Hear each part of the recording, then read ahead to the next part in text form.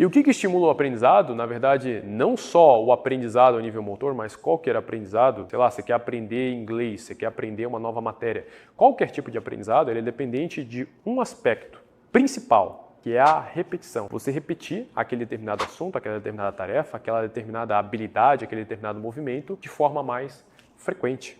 Então esse é o nosso primeiro estímulo para o aprendizado motor. Nossa, Richard, que tão básico. Na verdade não é tão básico assim, porque você tem que pegar o seu aluno, para ele ter um aprendizado coerente, um aprendizado eficiente, você tem que pegar esse seu aluno, botar ele para repetir o mesmo padrão de movimento específico, quando a gente está falando de aprendizagem motora específica. Lembra quando eu te falei lá do nosso córtex motor primário, né, o nosso mapa motor? A gente tem um engrama motor, tem vários neurônios que eles se interconectam por meio de sinapses, e uma das alterações do treinamento é fazer uma reorganização desse córtex motor, ou seja, reorganizar essas conexões para que o seu aluno ele tenha um padrão de movimento, um padrão de recrutamento motor mais eficiente. Como que acontece isso primeiramente? A gente viu que isso é dependente das nossas alterações, que são a potenciação de longa duração e a depressão de longa duração, depois a gente tem a formação de novas sinapses, tá? A gente viu esse mecanismo. O que acontece? Quando você pega o seu aluno e bota ele para fazer primeiramente um determinado movimento, ele tem um grupo de neurônios sendo ativados e como esses neurônios eles fazem sinapses entre eles, o grupo de neurônios que eles forem disparados e haver uma sincronia entre eles, lembra lá? Quando o neurônio ele for responsável por gerar a despolarização do neurônio pós-sináptico, acontece a abertura daquele canal NMDA, que permite com que o cálcio entre,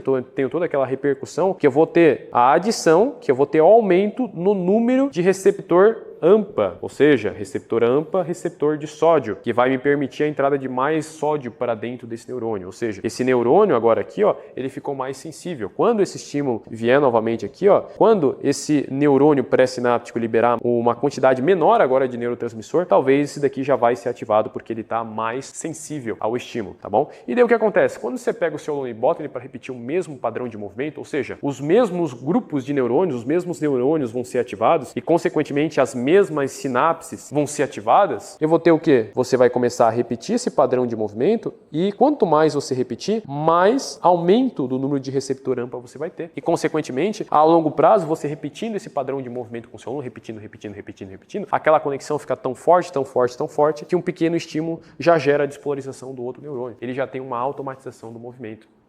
E daí a gente parte para o nosso segundo, vamos dizer assim, aquilo que a gente não deve fazer na prática quando a gente trata de maximizar esse aprendizado motor. Porque, na verdade, pessoal, quando eu pego esse meu aluno e eu boto ele para fazer um padrão de movimento e eu altero esse padrão de movimento, repara que aqui, ó, vamos supor, você pega o seu aluno, você botou ele para fazer supino reto. Só que daí, sei lá, na segunda vez que você aplicou esse exercício, ele alterou um pouco a técnica de movimento. Você não cuidou o suficiente e você permitiu com que ele fizesse movimentos indesejados durante supino reto, por exemplo. E daí o que aconteceu? Ele não teve esse mesmo grupo de neurônios sendo ativados ao mesmo tempo e, consequentemente, não teve sincronia. E daí você já entendeu na nossa aula que quando os neurônios eles disparam fora de sincronia, eu posso ter perda desses receptores AMPA e ele não ficar sensível, ele perder a sensibilidade e, consequentemente, o aprendizado motor. Então, se você permitir movimentos indesejados, os movimentos indesejados, eles também vão gerar aprendizado motor no seu aluno, porque eles também vão ter determinados neurônios que eles vão se conectar por meio de sinapses e também vai ter um aprendizado. Só que um aprendizado que vamos supor que talvez a longo prazo não seja eficiente para o seu aluno. Aquele aprendizado, por exemplo, daquela técnica de movimento, porque você permitiu esse movimento indesejado. Então, nosso primeiro aspecto que a gente tem que considerar para maximizar o aprendizado motor do seu aluno é pegar esse seu aluno, colocar ele para fazer o exercício com a mesma técnica de movimento, o mesmo padrão de movimento, porque senão, a longo prazo, o que vai acontecer? Ele não vai ter cada vez mais o fortalecimento dessas mesmas sinapses e, consequentemente, isso não vai se tornar uma adição no aprendizado motor que ele já teve. Então, a gente vai falar muito mais para frente de variação de exercícios. Ah, Richard, quer dizer que eu não posso variar os exercícios do meu aluno?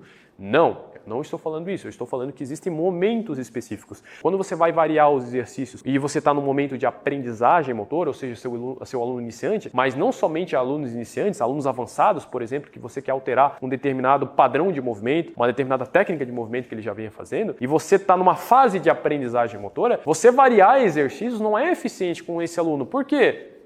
Porque você vai permitir movimentos indesejados e esses movimentos indesejados eles vão impactar negativamente no aprendizado motor do seu aluno. Não é que movimentos indesejados o seu aluno não vai aprender. Ele vai aprender, só que talvez essa técnica de movimento que você colocou para o seu aluno, por exemplo, muito se fala aí de repetição roubada. Cara, não é eficiente você colocar o método da repetição roubada com o seu aluno iniciante, com o seu aluno que está aprendendo agora o movimento. Por quê? Porque quando ele faz repetição roubada, você está permitindo com que ele tenha movimentos indesejados. Você está permitindo com que o seu aluno ele altere o padrão de movimento e, consequentemente, altere o padrão de recrutamento motor, altere o padrão de ativação de neurônios e, consequentemente, de sinapses. E ele não vai ter um aumento do aprendizado motor mediado por esse mecanismo aqui. Ah, Richard, quer dizer que eu não posso utilizar esse método com o meu aluno? Não tô falando isso, velho. Eu tô falando que tem momento. Não é com o seu aluno iniciante. Seu aluno iniciante, seu aluno que você está instalando o padrão de movimento. E, na verdade, a gente nem pode usar essa palavra iniciante, porque muitas vezes, até os seus alunos avançados, todo dia você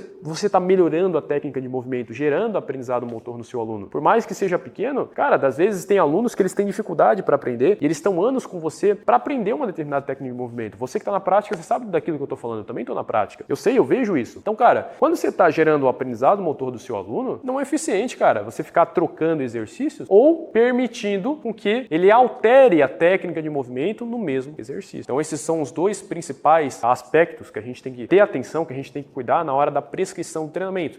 Repetir o mesmo padrão de movimento de forma específica e minimizar movimentos indesejados. E o terceiro deles é minimizar a fadiga principalmente gerada por meio dos íons de hidrogênio que a gente viu lá na última aula. Por que, Richard? Porque a gente vai ver depois que esse tipo de fadiga ela não só induz a fadiga periférica e inibição central, mas também isso tem um impacto na coordenação motora. E quando você está num período de aprendizagem motora com o seu aluno, você levar ele a ter um excesso de fadiga desse tipo de mecanismo durante a sessão de treinamento não vai ser interessante quando a gente fala de aprendizagem motora, porque vai impactar negativamente na capacidade coordenativa dele, na capacidade de áreas do cérebro de conseguir coordenar os movimentos, principalmente falando de movimentos mais complexos. Tá bom? Então esses são os principais tópicos que a gente tem que tomar atenção quando a gente fala de aprendizagem motora. Repetir o mesmo padrão de movimento, minimizar movimentos indesejados e minimizar a fadiga periférica em excesso. Tá bom?